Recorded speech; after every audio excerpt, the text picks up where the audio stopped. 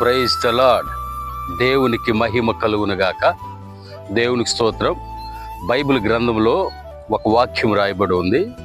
103వ కీర్తన 15-16 వచనాల్లో మనం గమనిస్తే, నరుని ఆయువు గడ్డి వలె ఉన్నది, అడవి పువ్వు పూయినట్లు వాడు పూయెను, దాని మీద గాలి వీచగా అది రాలిపోవు, ఆ మీదట దాని చోటు దాన్ని ఎరుగదు. చాలా అద్భుతమైనటువంటి విషయం.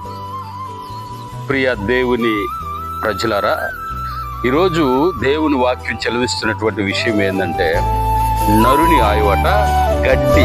చూడండి, ఇప్పుడు మనం గమనిస్తే గడ్డి ఉంది కదా, గడ్డి. ఈ గడ్డి పచ్చగా ఉంటుంది, తరువాత ఇది ఎండిపోద్ది. సో నరుని ఆయువు గడ్డి వలె ఉన్నదంట. నరుని ఆయువు అంటే మనిషి యొక్క ప్రాణం. మనిషి గడ్డి వలె అంటే పచ్చగా కనబడతారు, తప్పని ఎండిపోతారని. తరువాత అడవి పువ్వు పూయినట్లు వాడు పూయెను. అడవి పువ్వు, అడవిలో చూడండి, ఇదంతా కూడా అడవి ప్రదేశం.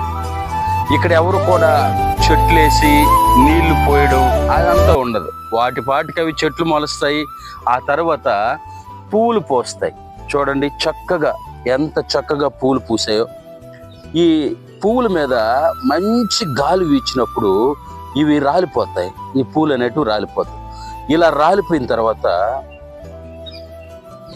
ఈ పువ్వుల యొక్క స్థానం ఉందే, ఇది వాటిని ఎరగదంట.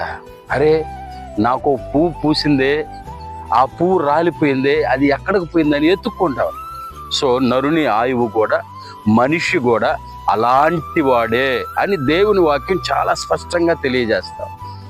సో అదే, నరుని ఆయువు గడ్డి వలె ఉన్నది, అడవి పువ్వు పూయినట్లు వాడు పూయెను, దాని మీద గాలి వీచగా అది లేకపోవును, ఆ మీదట దాని స్థానము దాన్ని ఎరుగదు. ఇది. సో కాబట్టి ప్రతి ఒక్కరు కూడా, ప్రియమైన దేవుని బిడ్డలారా, చాలా జాగ్రత్తగా ఉండవలసినటువంటి సమయం. గడ్డి చక్కగా వచ్చి రాలిపోయినట్లుగా, ఎండిపోయినట్లుగా మనిషి ఎండిపోతాడని, పువ్వు పూసి అందంగా వికసించి అది రాలిపోయినట్లుగా మనిషి రాలిపోతాడని బైబిల్ వాక్యం సెలవిస్తూ ఉంది. అయితే యేసుక్రీస్తు ప్రభువు